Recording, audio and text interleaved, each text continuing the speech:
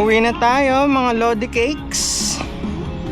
Ito ang aking testing vlog ni Corey Mapagmahal. Testing vlog. First testing vlog bago umuwi sa Biliran Province. Excited na ako. Woo! Thank you Lord.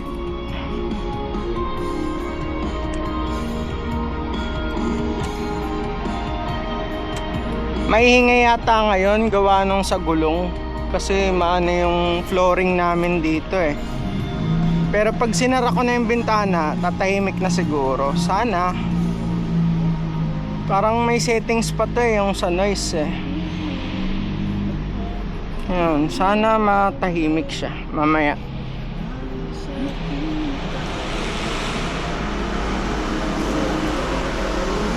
Thank you sir.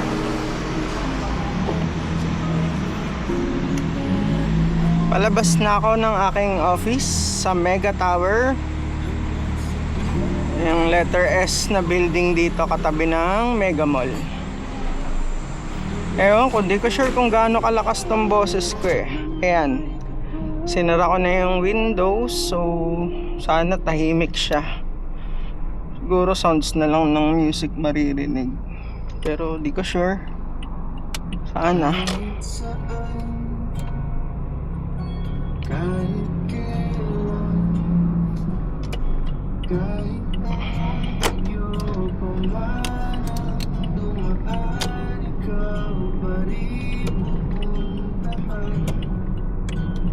Punta muna tayo kay Mother at bibisitahin natin si Mother.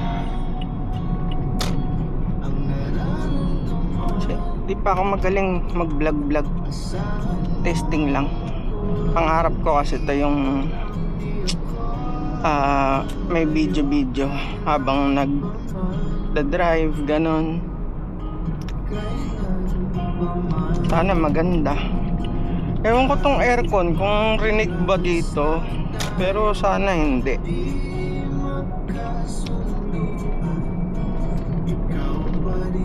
Luwag ng EDSA, Sabado kasi saka holiday kahapon. Malamang sa malamang nag-uwian yung mga tao.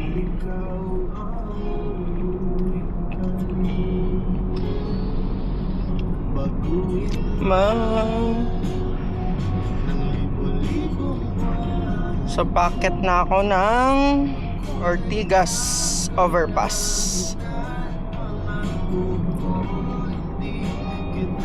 Itong nasa kanan ko, yan yung Robinson's Galleria.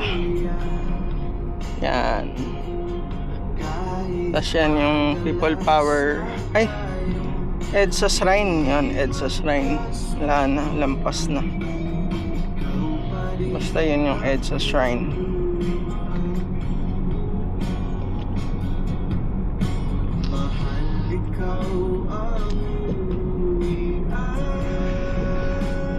Sabi nila umiinit daw to pag matagal. Medyo nakadikit pa naman to sa noo ko.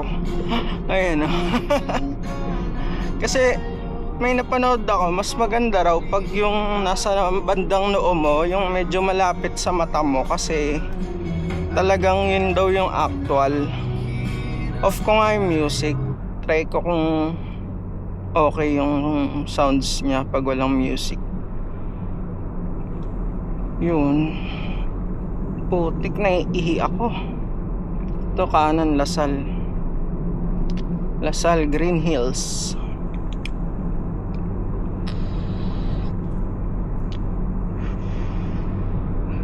Nagbe-vape ako eh. Sana di nakikita yung usok sa ano. Kasi alam ko bawal yata sa YouTube yan eh, na ano, or baka bawal lang makita ka na hihipak mismo, na nagbe-vape mismo, pero yung usok siguro ayos lang. Well, tignan na lang natin. kung pwede.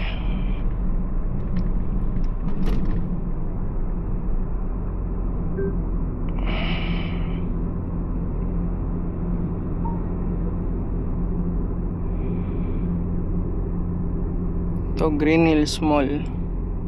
Nasa kanan ko.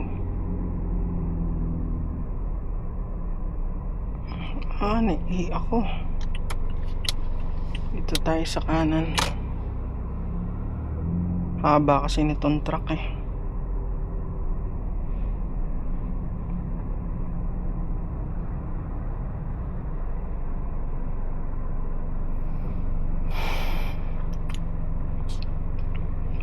Okay ba?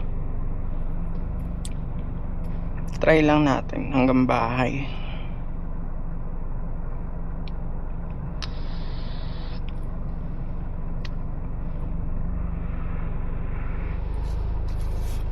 Inom muna tayo tubig.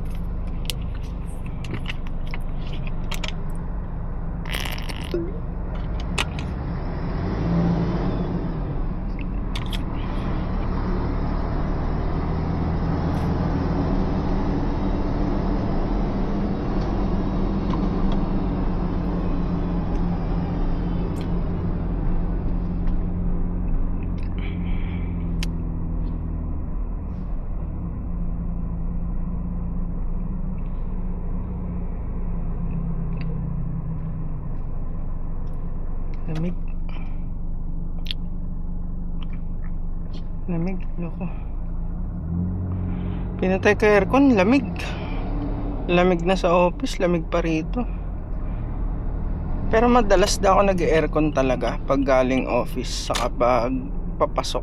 Kasi gabi, so di naman ganun kainit. Tipid pa sa gas.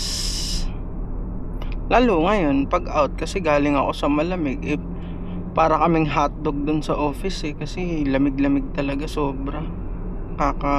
Parang yelo. Centralized kasi yung aircon, kaya hindi namin mapa-adjust na baguhin. Kumbaga yung buong building na yun, kung ano yung lamig sa isang floor, yun yung lamig din sa lahat ng floors. Iisa lang yung temperature nya. So ngayon, nandito ako along Ortigas Ave. Sa may San Juan yata to. Sakop ng San Juan. Yan. Dati nung wala pang NCAP, dito ako lagi sa kaliwa. Kasi kabisado ko na kung kailan mag-go, may kailan magre-red. Ito kasi maunang mag-green to, yung pakaliwa. Ngayon may NCAP na. Bawal kasi dyan no left, dyan, kung pag left turn ka, pag nandiyan ka sa left side na yan, obligado kang kumaliwa. Unlike nung wala pang NCAP kasi, since wala ring enforcer, pasaway din ako. Diyan ako kasi haba pila dito, tignan mo sa gitna. Tapos yun,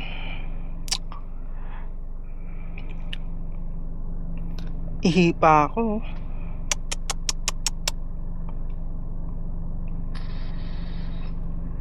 Tama ko ba sa video? Naiihi ako.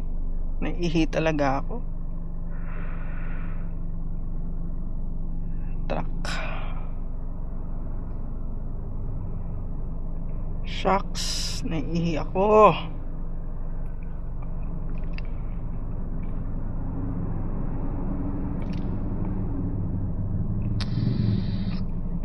Kinakapa ko pa kasi dapat daw natural position yung drive ko, kasi para di mag-iba-iba yung angle nung camera, para hindi rin ako mayat maya nag-iiba ng position nya.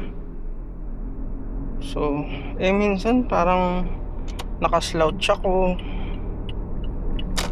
ganun. So possible nga na mag-iba, sana hindi, kasi haba rin ng babiyahiin natin namin ng Mahalker, Bicol, Matnog, dulo ng Bicol, dulo ng Luzon. Tapos island hopping muna kami bago kami tumawid pa Samar. Pagtawid ng Samar, 30 minutes drive lang, may hihintuan kaming port. Doon naman kami magsiswimming. mag-island hopping pala. Parang meron kasi siyang nakita na island, I mean na beach na tawid dagat, pero malapit lang naman dun sa sa port sa Samar din. So daan daw kami dun, para ginusto ko daw to yung malayo-layong biyahe. Well, gusto ko naman, pero gusto ko kasama siya. Ayoko kasi nang mag-isa lang kasi parang malungkot. Saka ito, may camera nga kasi ako, so parang maiba naman, mukhang masaya naman magganito, travel vlog, POV, point of view, first person. So para ko na rin kayong kasama sa aking munting biyahe. So dito na tayo sa San Juan. San Juan pa rin naman.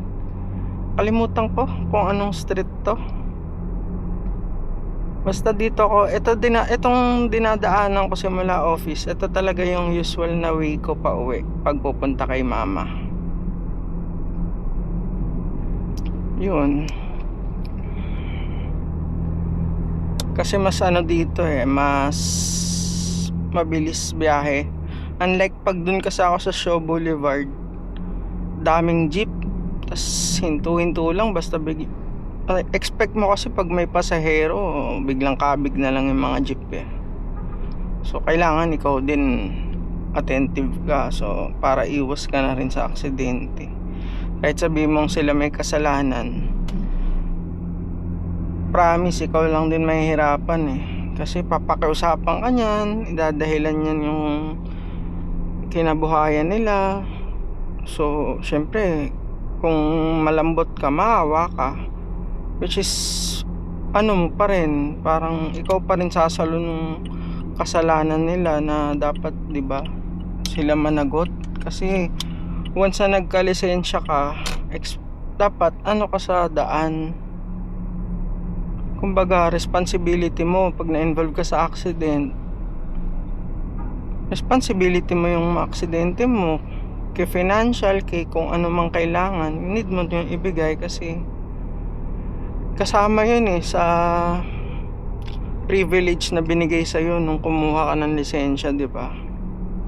Isa yun sa mga parang mga tanong, parang isa yun sa kaakibat na responsibility